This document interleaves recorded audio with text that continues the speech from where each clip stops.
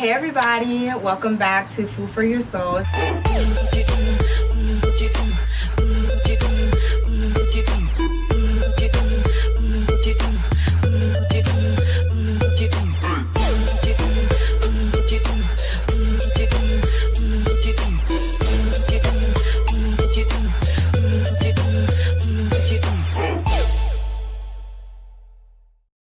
As you can see, we are at a different location today. This is the Foundation for Sickle Cell Disease and Research. I work here as a telemedicine facilitator, and today, as you can guess, we're going to talk about sickle cell disease. And today I have Relinda Allen here with me today, and she is a long-term patient here at this foundation where she has went through many research trials. Hi everybody, and thank you for having me. Thank you. And thank you for being here.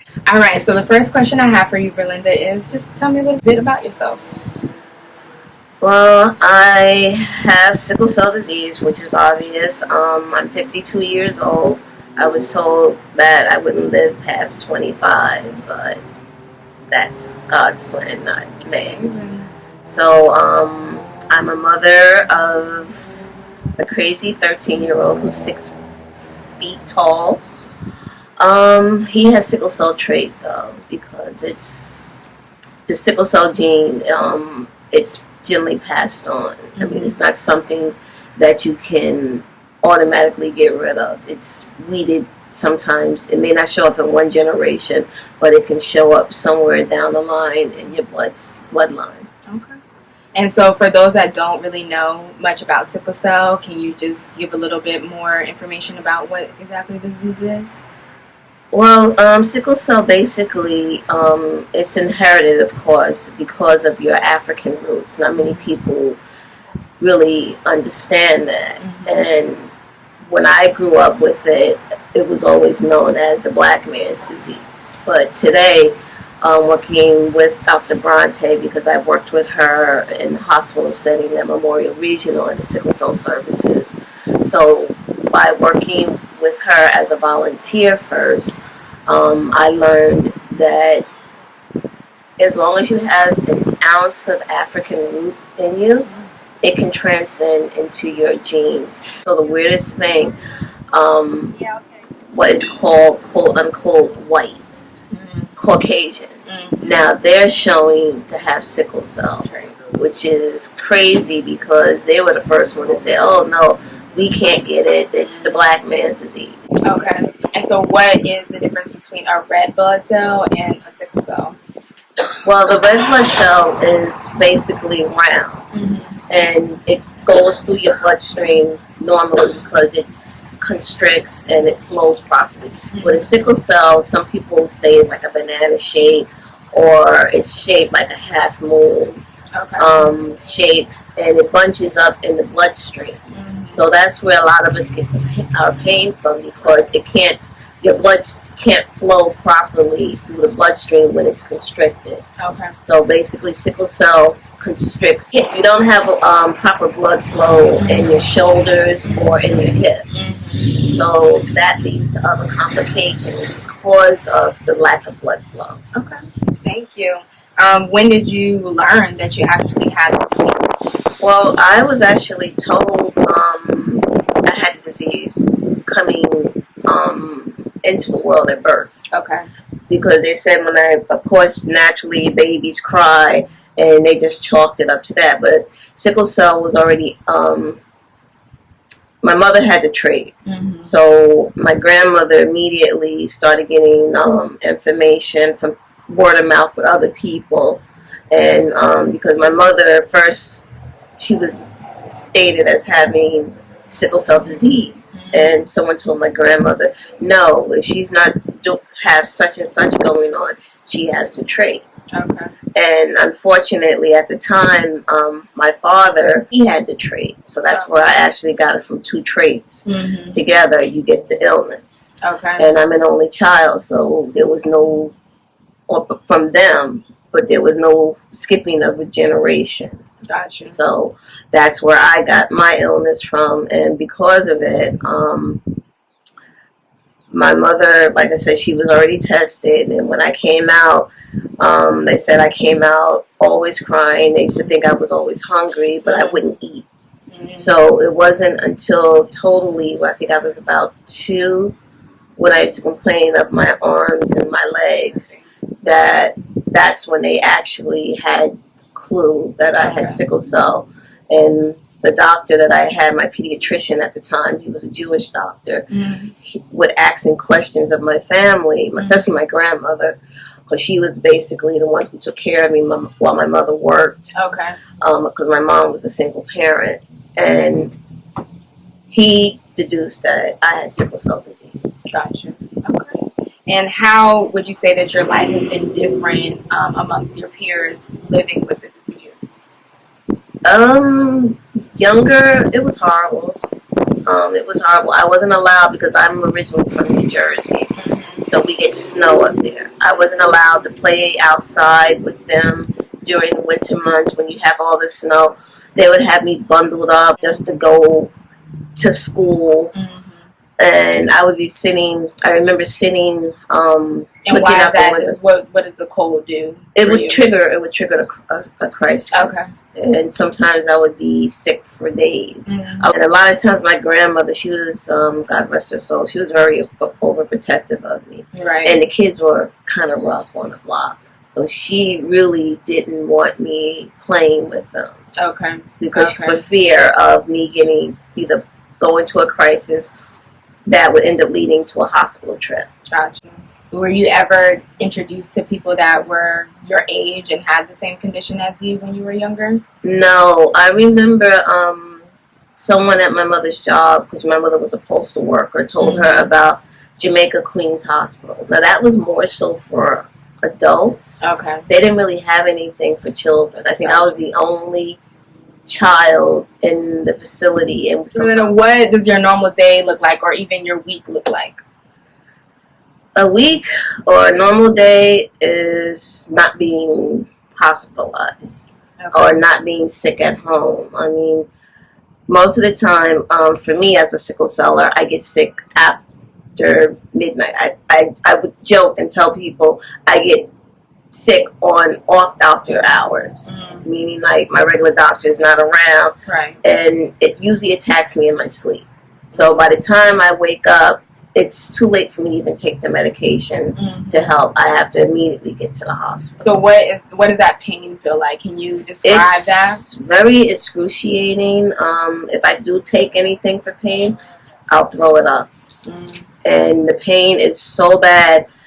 I mean, they ask you as a patient on a scale of 1 to 10. Sometimes you can't say 10. Sometimes that pain feels beyond the 10. It's really, I mean, for some of us, I mean, a lot of sickle cellers I know that come through the foundation, they try to hide it, but you can see that the pain level is really bad on some of them. Okay. And it can, with having sickle cell, like I said, it can tear down your organs. And I've had so far, I had bilateral cataract surgery. I mean, I was wearing glasses because at the age of, I think, 5, my right eye, I went here to here. So I had to wear glasses, and I was teased a lot. I mean, kids are really cruel. Yeah. And in high school, the biggest problem I remember, this girl used to go poof in my face and call me a time bomb. And one day I just asked her, I said, why do you keep doing that? She said, because no one knows when you're going to go off. In other words, no one knows when I was going to be sick.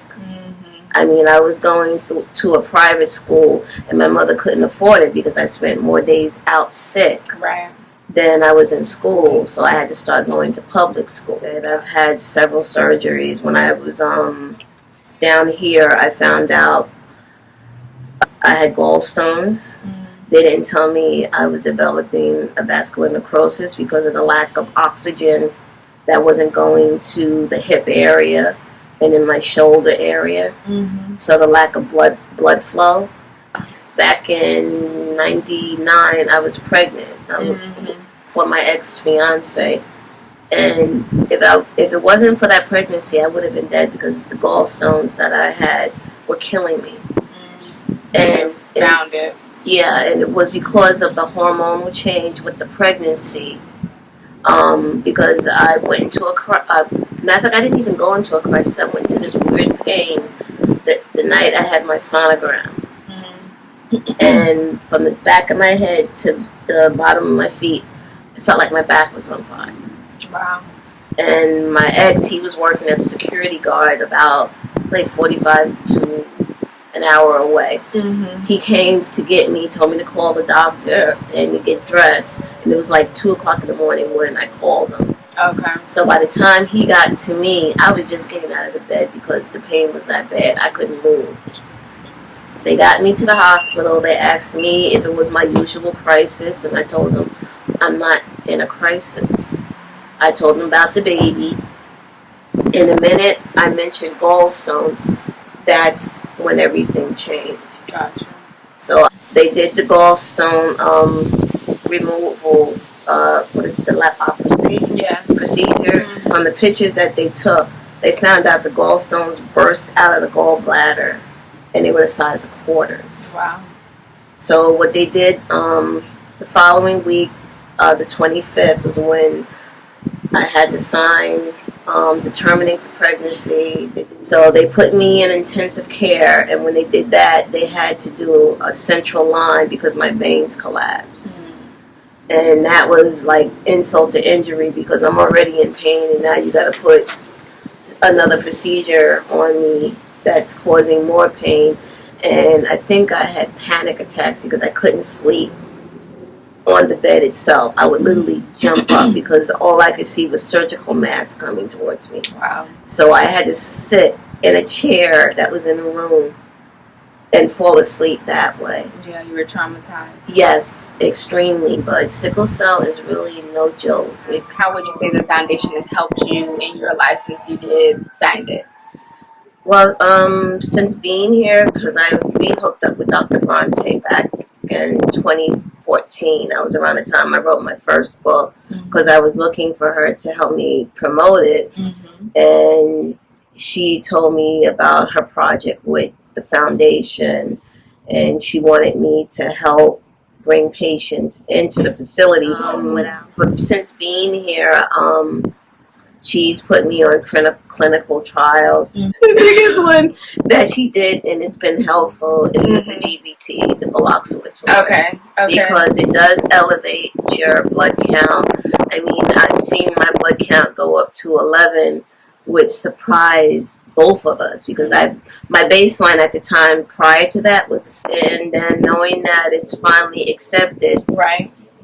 Maybe to make it a little easier. And it was accepted. It was accepted by FDA. It was approved by FDA. Yeah, because as a patient, the biggest fight is when you're in the hospital and you're telling them these are your meds. You bring the meds, and then they don't give it to you. Then they say you have to get it authorized, right? And going through that process. But in the meantime, your blood count is going down. Okay. So that's the biggest fight. So hopefully, with it being approved by FDA, it will change for the patients. Well, thank you so much, Verlinda, for coming to Food for Your Soul on this episode. I really appreciate you sharing your testimony and sharing your story. I feel like it's been really beneficial, and I feel like it will help a lot of people. And so I just want to follow up with that and basically say, if you know anybody out there, this is the challenge. So if you know anybody out there that is diagnosed with either the trait or the disease, they can come to this foundation. It's located in Hollywood, Florida. We do research clinical trials. You can come here and we can contact you and sign you up for one if you are interested in that. You can also come here and actually get tested to see if you have the trait or the disease. And we also are opening telemedicine services in Homestead, Jacksonville, Tampa, and Bellblade. So in all 4 of those locations, we will be extending our services there. So if you need any help, or if you know anybody that needs any help with this condition and with this disease, please reach out. The Foundation for Sickle Cell Disease and Research. Thank you.